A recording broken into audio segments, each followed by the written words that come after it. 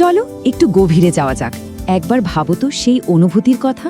গ্রীষ্মের একদম তপ্ত একটা দুপুর, চারিদিক শুকিয়ে কাঠ, আর ঠিক তখনই আকাশ কালো করে মেঘ এলো।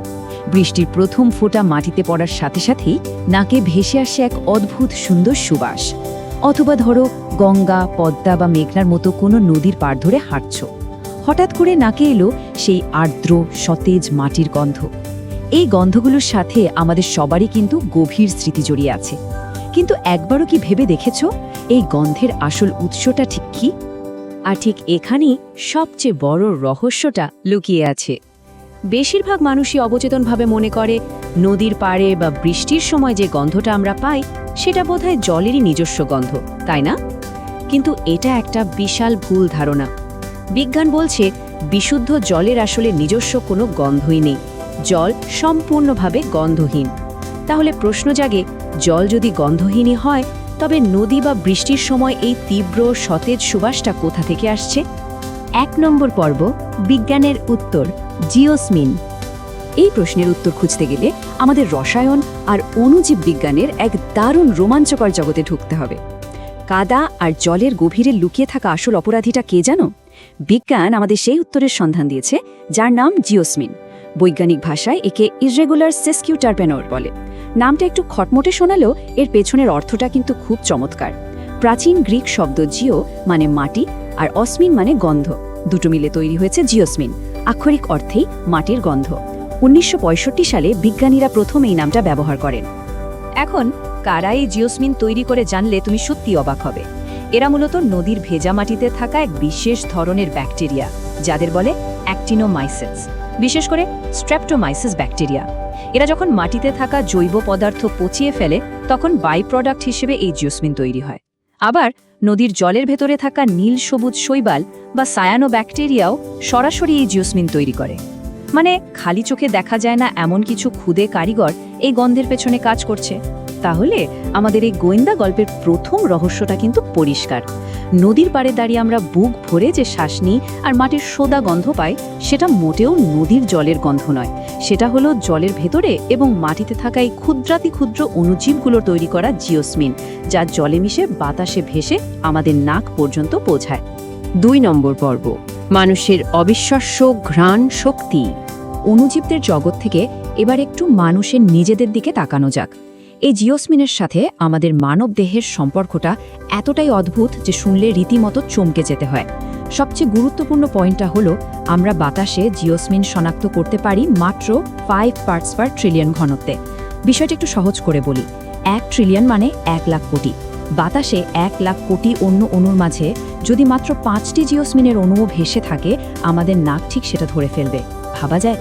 এটা অনেকটা কয়েকশো অলিম্পিক সাইজের সুইমিং পুলের জলের মধ্যে মাত্র 1 ফোঁটা রাসায়নিক ফেলে সেটা গন্ধ শুকে বলে দেওয়ার মতো।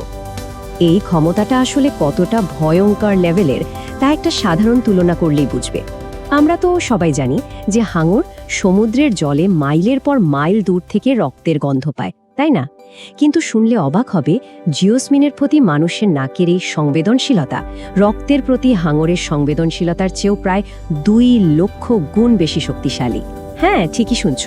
হাঙর জল থেকে যেভাবে রক্তের ঘ্রাণ পায়, আমরা তার চেয়েও সূক্ষ্মভাবে বাতাস থেকে এই জিওসমিনের ঘ্রাণ পাই।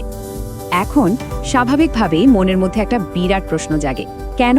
পৃথিবীর লাখ লাখ রাসায়নিকের মধ্যে আমাদের নাক কেন এই একটা নির্দিষ্ট রাসায়নিকের প্রতি এতটা সংবেদনশীল হলো? এর পেছনে কি বিশেষ কোনো কারণ আছে? এই কৌতূহলটা মাথায় রাখো, কারণ একটু পরেই আমরা বিবর্তনের এক যুগান্তকারী উত্তর খুঁজে বের করব। 3 নম্বর পর্ব, বৃষ্টির গন্ধ, যাকে বলে পেট্রিচর। জিওসমিনের এই জাদুঘরি গল্পটা কিন্তু শুধু নদীতেই আটকে নেই।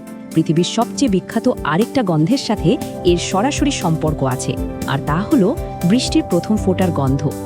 দীর্ঘ খরার পর প্রথম বৃষ্টি নামলে মাটি থেকে যে স্বর্গীয় সুবাস উঠে আসে, 1964 সালে বিজ্ঞানীরা তার নাম দেন পেট্রিচর। গ্রিক শব্দ পেট্রা মানে পাথর, আর ইকোর মানে গ্রিক পুরাণের দেবতাদের শিরার রক্ত। শুষ্ক মাটি আর বায়ুমণ্ডলের এক অদ্ভুত রাসায়নিক মিলনের ফসল হলো এই পেট্রিচর। কিন্তু প্রশ্ন হলো, মাটিতে থাকা রাসায়নিক বৃষ্টির সময় আমাদের নাকে আসে কিভাবে? চলো দেখি কিভাবে এটা কাজ করে। 2015 সালে MITর একদল গবেষক হাই স্পিড ক্যামেরার মাধ্যমে এই পুরো ব্যাপারটা রেকর্ড করেন। তারা দেখেন যখন বৃষ্টির একটা ফোঁটা শুষ্ক ছিদ্রযুক্ত মাটিতে আঘাত করে, তখন ফোঁটার নিচে বাতাস আটকে ছোট ছোট বুদবুদ তৈরি হয়, ঠিক শ্যাম্পেনের গ্লাসের বুদবুদের মতো। এগুলো তীব্র বেগে ওপরের দিকে উঠে এসে ফেটে যায় এবং মাইক্রোস্কোপিক অ্যারোসল আকারে বাতাসে ছড়িয়ে পড়ে। আর এই অ্যারোসলগুলোই মাটির ভেতর থেকে জিওসমিনকে তুলে বাতাসে ভাসিয়ে দেয়। তো ব্যাপারটা একেবারে দিনের আলোর মতো পরিষ্কার হয়ে গেল। গঙ্গা, পদ্মা বা মেঘনার মতো পরিচিত নদীগুলোর পাড়ে দাঁড়ালে আমরা যে মাটি মাটি গন্ধ পাই, আর গ্রীষ্মের দাবদাহের পর প্রথম বৃষ্টির যে পাগল করা গন্ধ, এই দুটি সম্পূর্ণ ভিন্ন স্মৃতির বৈজ্ঞানিক উৎস আসলে একটাই, আর সেটা হলো জিওসমিন। একই অণুজীব, একই রাসায়নিক, শুধু আমাদের কাছে পৌঁছানোর মাধ্যমটা আলাদা। 4 নম্বর পর্ব, বিবর্তনের এক চমৎকার উপহার। এবার আমরা ফিরে যাব আমাদের সেই অমীমাংসিত প্রশ্নে, কেন আমরা এই জিওসমিনের গন্ধকে এত তীব্রভাবে অনুভব করতে পারি।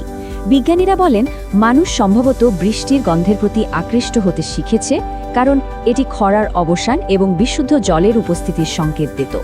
মানে আদিম যুগে যখন মানুষকে জলের জন্য পুরোপুরি প্রকৃতির উপর নির্ভর করতে হতো, তখন মাইলের পর মাইল দূর থেকে বৃষ্টির বা জিওসমিনের গন্ধ পাওয়াটা বেঁচে থাকার জন্য সবচেয়ে জরুরি একটা স্কিল ছিল। এখানকার সবচেয়ে মজার ব্যাপারটা হলো, এটা আমাদের আদিম পূর্বপুরুষদের একটা জৈবিক স্মৃতি বা বায়োলজিক্যাল মেমোরি। মরুভূমিতে উট যেমন অনেক দূর থেকে জিওসমিনের গন্ধ শুকিয়ে জলের সন্ধান পায়, ঠিক তেমনি আমাদের আদিম পূর্বপুরুষরাও বাতাসে এই গন্ধ পেলেই বুঝতে পারতেন যে আশেপাশে কোথাও নদী বা জলের উৎস আছে, অথবা বৃষ্টি আসছে। সোজা কথায় জিওসমিন মানেই ছিল জল, আর জল মানেই ছিল বেঁচে থাকা। আর ঠিক এই কারণে জিওসমিনের গন্ধ পেলে আমাদের এত ভালো লাগে। এটা কিন্তু কোনো কাকতালীয় ব্যাপার নয়।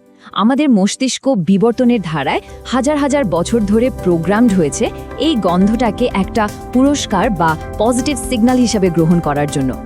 নদীর পাড়ে দাঁড়ালে বা বৃষ্টি নামলে আমরা যে একটা পরম প্রশান্তি অনুভব করি, সেটা আসলে আমাদের পূর্বপুরুষদের প্রাণে বেঁচে যাওয়ার সেই আদিম স্বস্তিরই একটা আধুনিক রূপ। 5 নম্বর পর্ব, সারসংক্ষেপ এবং উপসংহার।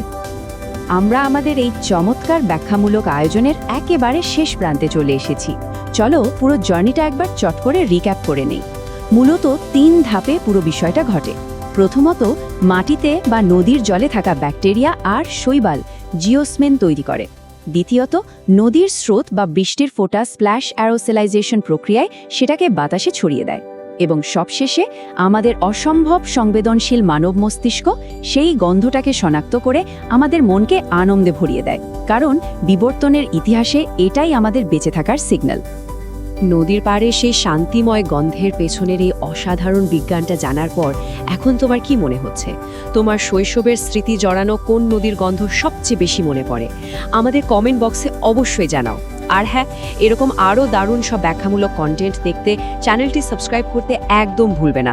সাথে নোটিফিকেশন বেলটাও ক্লিক করে রেখো। আজ এ পর্যন্তই। প্রকৃতিকে নতুনভাবে চেনার এই আয়োজনে সাথে থাকার জন্য অনেক অনেক ধন্যবাদ।